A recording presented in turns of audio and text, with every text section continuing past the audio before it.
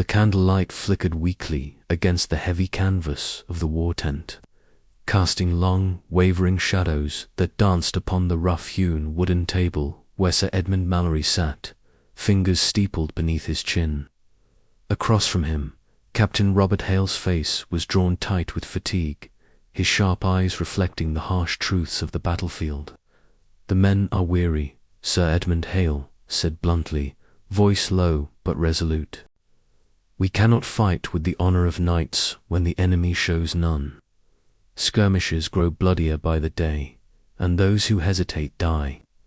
Edmund swallowed hard, the weight of command pressing heavily upon his shoulders. He had been raised to believe in chivalry, in the sanctity of loyalty and honor. Yet now, as the war dragged on with cruel relentlessness, those ideals felt as fragile as the flickering flame that illuminated their faces. "I understand," Edmund replied carefully, "but there must be a line we do not cross." Hale's lips twitched in a grim smile. "That line was crossed long ago, my lord. We only pretend it remains." The words settled uneasily in Edmund's mind as he left the tent. Outside, the chill evening air bit at his cheeks, carrying the distant echoes of clanging steel and shouted orders. The war was no longer a contest of valor. It was a desperate struggle for survival. Later that night, in the quiet sanctum of their chambers, Lady Eleanor waited. Her eyes, sharp and clear despite the fatigue etched in her face, met Edmund's as he entered. "There are whispers, Edmund," she said, voice low and urgent. "Among our own, some lean toward York. The loyalty we counted upon is fraying." Edmund's heart sank. The family he sought to protect was caught in a web of shifting allegiances, the very foundation of their cause cracking beneath them. "And your secret correspondence?" he asked gently, recalling the letters Lady Eleanor had hidden away. She met his gaze steadily. "I do what I must to keep us safe, but the danger grows." The room felt suddenly colder, the distance between them marked by unspoken fears. Seeking solace, Edmund found himself in the stone chapel the following dawn. Brother Matthew awaited him, the faint scent of incense mingling with the chill of the morning air. The monk's eyes, kind yet shadowed with weariness, held a depth of understanding. "You carry a heavy burden, Edmund," Matthew said softly. "War tests not just the body but the soul. When the path is unclear, faith must be your guide." Edmund knelt, hands clasped, but the words felt distant. How could faith endure when survival demanded betrayal, when honor itself was a luxury the times could no longer afford? As the sun set behind the battlements, Edmund stood alone, watching the banners flutter in the wind. Below, the quiet battlefields spoke of lives lost and futures shattered. The crossroads before him stretched wide and uncertain. Could he remain steadfast to a cause slipping into ruin, or must he embrace the ruthless pragmatism that survival now required? The night deepened, and with it, the turmoil within Edmund Mallory's heart. The morning was shrouded in a low mist that clung to the gnarled oaks like a spectral veil, muting the colours of the forest to shades of grey and green. Sir Edmund Mallory stood alone in the clearing, the cold air biting through his worn gambeson. His breath came in steady puffs, each exhale a visible cloud that drifted and dissolved into the silence. Across from him, Sir Thomas Grey emerged from the shadowed tree line, his scarred face set in a grim mask of determination. The tension between them was thick enough to taste, a bitter residue of years of rivalry and grudges that stretched beyond the battlefield. Edmund's hand rested lightly on the hilt of his sword, the worn leather grip familiar and comforting, yet beneath his calm exterior a storm of emotions churned. He remembered the duel that had sparked this enmity, a reckless challenge born of youthful pride and wounded honor. Thomas had never forgiven the slight, nor had Edmund. Now, amidst the chaos of civil war, their personal vendetta had flared anew, threatening to consume them both. The first rays of dawn filtered weakly through the mist, casting long shadows that danced with their movements. Edmund's eyes narrowed as Thomas approached, the glint of steel flashing in the dim light. Neither man spoke. Words had long since been exhausted in favor of steel and resolve. From the edge of the forest, Lady Eleanor watched with a heart clenched tight. Her elegant form was still and poised, but her eyes betrayed the storm within. She had pleaded with Edmund to avoid this confrontation, to find a path that did not end in bloodshed. Yet she understood the unyielding pride that drove him forward. As the two knights squared off, her fingers tightened around a folded piece of parchment, her secret correspondence with a Yorkist sympathizer, a dangerous gamble that threatened to unravel everything. The first clash was sudden and violent. Steel met steel with a sharp ring that echoed through the silent woods. Edmund parried a fierce blow, the force reverberating through his arm. His breath quickened, muscles coiling and releasing in practiced rhythm. Each strike was a conversation, a bitter argument in the language of combat. The scars on Thomas's face were a testament to the many battles fought both on the field and in the shadows of political intrigue. As they fought, memories surged unbidden. The past duel that had left Edmund nursing a broken arm and a bruised pride. The whispered rumors that Thomas had spread about Edmund's loyalty. The silent accusations etched into every guarded glance. This duel was no longer just about personal honor. It was a microcosm of the larger war tearing England apart. Suddenly, a figure burst through the tree's brother, Matthew, his simple monk's robes stained with mud and sweat. His calm eyes searched Edmund's face as he called out, "Enough. This path leads only to ruin. Think of what you fight for: your family, your soul, the land itself." The sudden intrusion was jarring.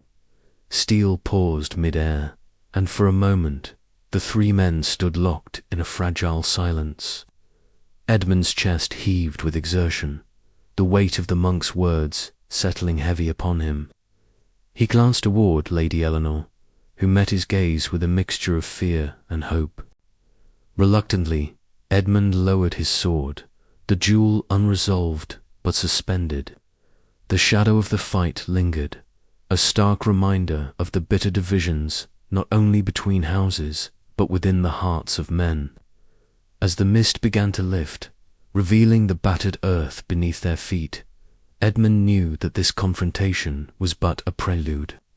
The war outside the forest's edge was no less brutal, and the choices ahead would demand sacrifices far greater than a single duel. He turned away, the weight of his sword a familiar burden, and walked back toward the uncertain future waiting beyond the trees. In the silence that followed, the echoes of clashing steel faded, but the shadows of the duel remained, haunting the fragile line between loyalty and survival. The chapter closed on Edmund's contemplative figure, a man caught in the relentless tide of history, forced to reckon with the ghosts of his past even as the storm of war raged on. The duel's shadows stretched long, a reminder that in this fractured land, every personal grudge could ignite the flames of greater conflict. And as Edmund disappeared into the gathering light, the question lingered in the air. How much of himself was he willing to sacrifice for the crown he sought to serve? The answer was yet to come. The dawn broke with a pallid light, filtering weakly through the ash-laden sky. Sir Edmund Mallory rode slowly down the worn road that led to the estate of the Hargraves, long-standing allies of House Lancaster. Only days before, this land had thrummed with the life of a close-knit family, their banners fluttering proudly alongside Lancaster's now. The air was heavy with smoke and sorrow, the echoes of violence still fresh and raw. As Edmund approached the ruined manor, his heart tightened in his chest. The great oak doors, once a symbol of steadfast loyalty, now hung broken on their hinges. Charred beams jutted out against the grey sky, and the acrid scent of burning timber mixed with the metallic temps of blood stained the air. The silence was shattered only by the distant cawing of crows and the faint crackle of dying embers. Dismounting, Edmund surveyed the scene with a grim eye. Bodies lay strewn across the courtyard, men and women alike, caught unprepared in a merciless assault. Faces familiar from past councils and feasts, now frozen in terror or pain, their lives extinguished in the ruthless tides of war. A young boy clutching a tattered doll lay near a collapsed wall, his lifeless eyes staring into nothingness. Edmund's throat tightened. He swallowed the lump of grief, threatening to choke him. Captain Robert Hale approached, his armor dulled and smeared with grime. "My lord," he said quietly, "the Hargraves were betrayed by a trusted informant. They stood no chance against the Yorkist raiders who descended under cover of night." Edmund nodded, his jaw clenched in silent fury. How many survivors? None. The entire household was slaughtered or taken captive. The weight of the loss pressed down like a physical force. Loyalty, Edmund realized bitterly, was a fragile thing in these times, one that could turn to ash in a single night. Later, within the stone walls of a humble chapel near the estate, Brother Matthew knelt before the altar.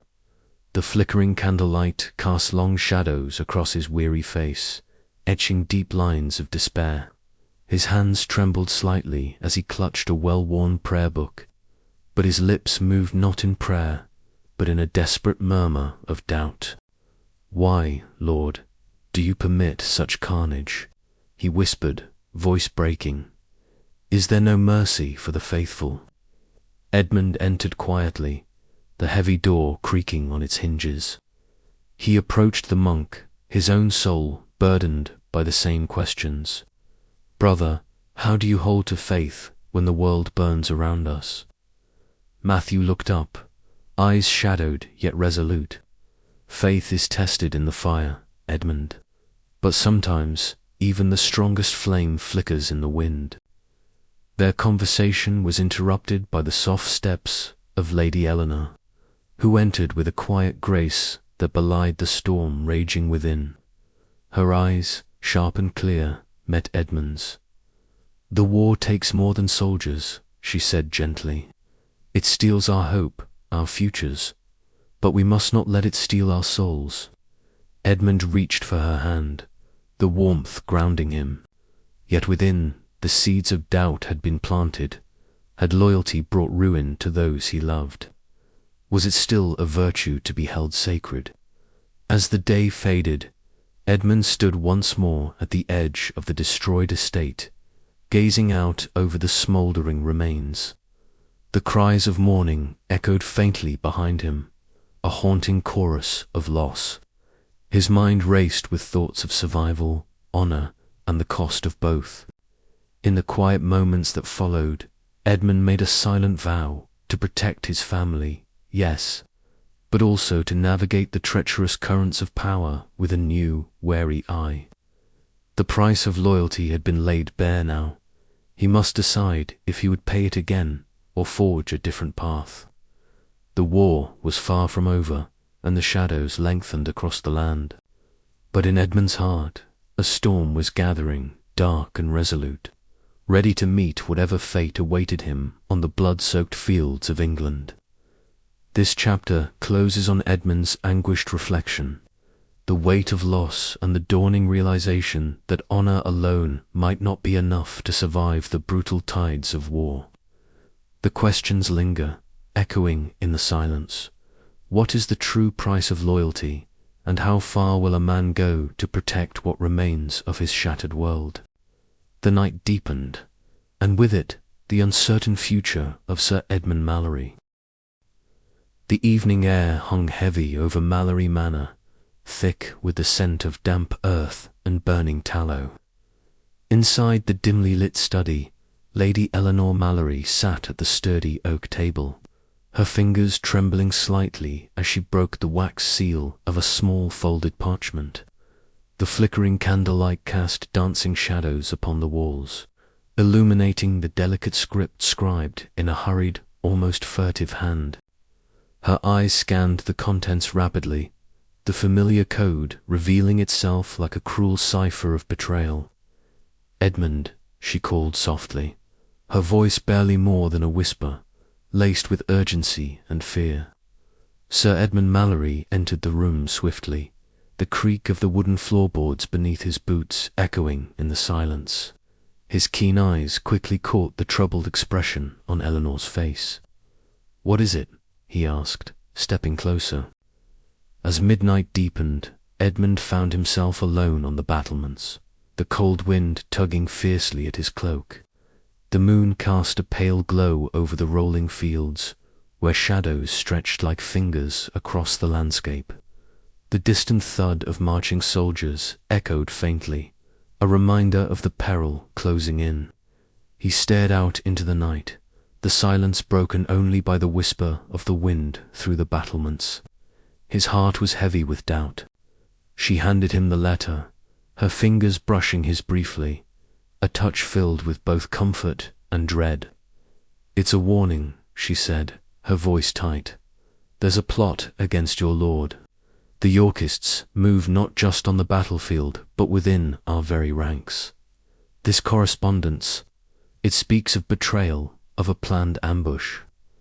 Edmund's jaw clenched as he read, the weight of the message settling like a stone in his gut. His mind raced through the implications. The warning was true, the fragile trust he had in his allies was shattered. Yet he could not act on suspicion alone. "Who sent this?"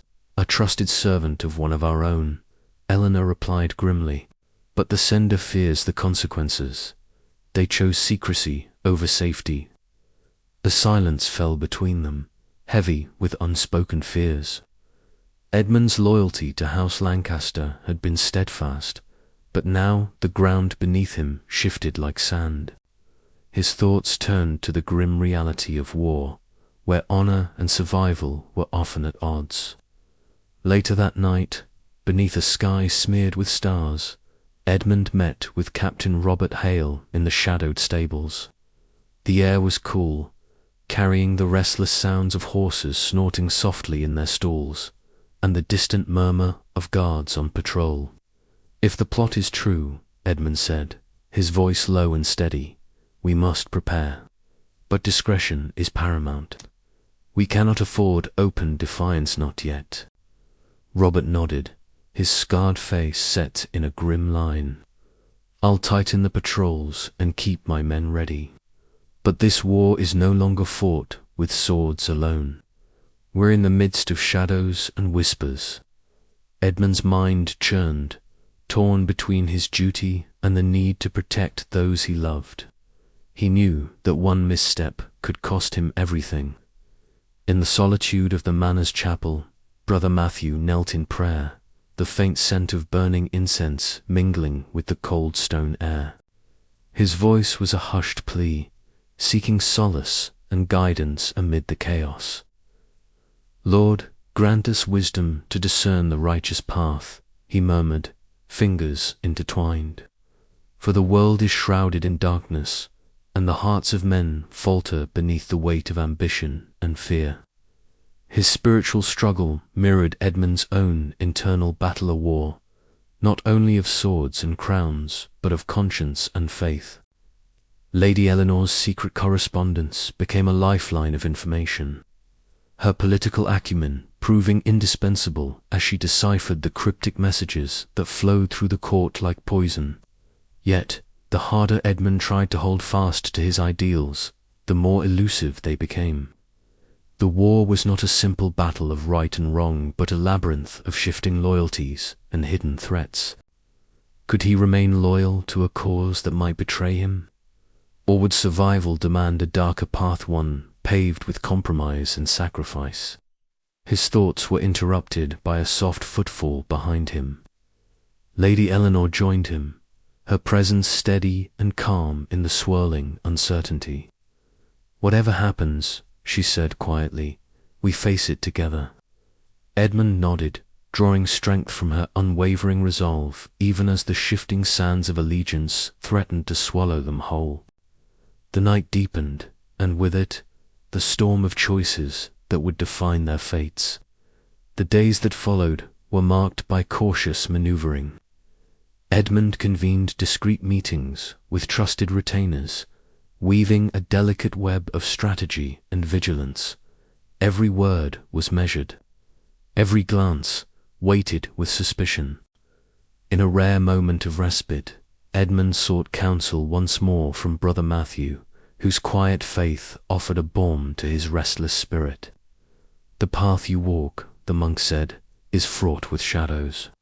But even in the darkest night, a single candle can hold back the gloom. Remember that your honor is not defined by the battles you fight, but by the choices you make." Edmund absorbed the words, though the weight of impending decisions pressed upon him like armor. As the chapter closed, the stage was set for a reckoning.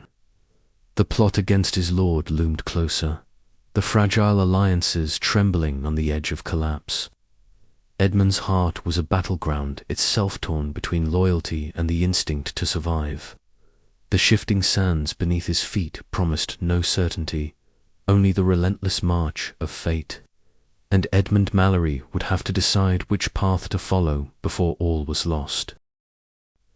The first light of dawn crept hesitantly over the horizon, casting long shadows across the battered camp where Sir Edmund Mallory lay awake on a rough cot. The chill of early morning seeped through his worn cloak, but it was the weight in his chest that held him prisoner. Outside, the murmurs of restless soldiers mingled with the soft rustle of tents and the faint clatter of armor being readied for the day.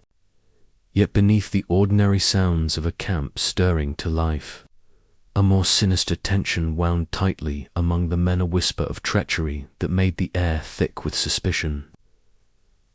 Edmund sat up slowly, rubbing his face with a sleeve. His keen eyes scanned the dim interior of his tent, catching the flicker of candlelight dancing against the canvas.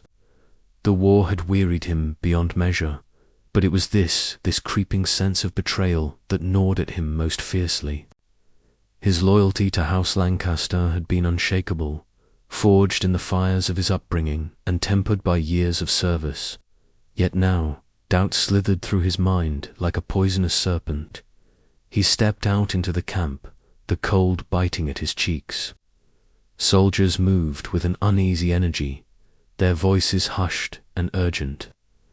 Lady Eleanor approached from the command tent, her graceful figure silhouetted against the flickering torches. Her resolute eyes met Edmund's, and in that silent exchange, the unspoken fears passed between them. "Edmund," she whispered, her voice steady despite the tension, "there are rumors. Men say some of our own have turned their backs on us." He clenched his jaw. "Betrayal within our ranks. Impossible, I fear it is true." Brother Matthew spoke with one of the scouts at dawn. "They saw strange banners among our men, a signal from the Yorkists." The words hit Edmund like a blow. He turned away, swallowing the bitter taste of disbelief. The war was no longer only fought with swords and arrows, but with the fragile trust that bound them together now shattered. The morning wore on with grim purpose. Edmund called a council with Captain Robert Hale and other loyal commanders. They pored over maps and reports, trying to piece together the extent of the treachery. Yet before they could act, the world exploded into chaos. An urgent cry rang out from the eastern gate. Edmund and his men rushed toward the sound, only to find themselves ambushed. Traitors, once trusted allies, swung their weapons with deadly precision, their faces twisted with cold calculation. Yorkist forces, under the command of Lord Richard Devereux, surged forward, their banners dark against the grey sky. Edmund fought with desperate courage, steel flashing in the morning light. Around him, comrades fell, their cries mixing with the clash of battle. He caught sight of his lord, a noble figure garbed in Lancaster's colours, surrounded and overwhelmed. Edmund's heart seized as he witnessed the fatal blow delivered by a traitor's hand. The charge faltered, panic spreading like wildfire. Edmund seized the moment, rallying the few survivors to a retreat. The smoke of burning banners filled the air, mingling with the acrid scent of blood and ash. He navigated through the chaos, each step heavy with the weight of loss and betrayal. By nightfall, Edmund found refuge in a secluded woodland, the distant sounds of pursuit fading behind him. Exhausted, he sank against a gnarled tree trunk, the enormity of the day's events pressing down. His loyalty, once a steadfast beacon, now flickered uncertainly in the darkness. Back at the manor, Lady Eleanor met with Brother Matthew in a quiet chamber. Their whispered conversation was laced with fear and resolve.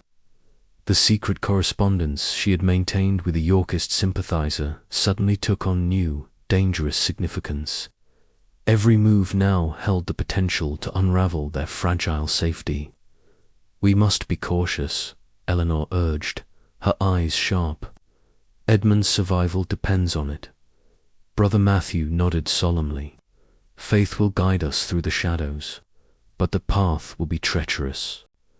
As the night deepened, Edmund returned to the camp's remnants, his mind a turbulent sea of grief and determination. The betrayal had shattered his world, forcing him to confront a harsh truth. Survival might demand forsaking the very honor he had sworn to uphold. The choice ahead was as perilous as any battlefield. He gazed at the stars, obscured by gathering clouds, the distant echo of battle cries lingering in his ears. The war was far from over, and the crown's ashes were already beginning to settle.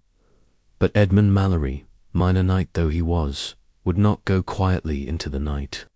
His story, marked by loss, betrayal, and a desperate will to endure, was only just beginning. And somewhere in the shadows, Lord Richard Devereux watched, a cold smile playing upon his lips. The game of power had claimed its first victim, but the true reckoning was yet to come. The war had changed everything. Now, Edmund had to decide who he truly was, and what he was willing to become. The dawn of a new allegiance loomed on the horizon, but at what cost? The path forward was shrouded in doubt and danger, and every step could be his last.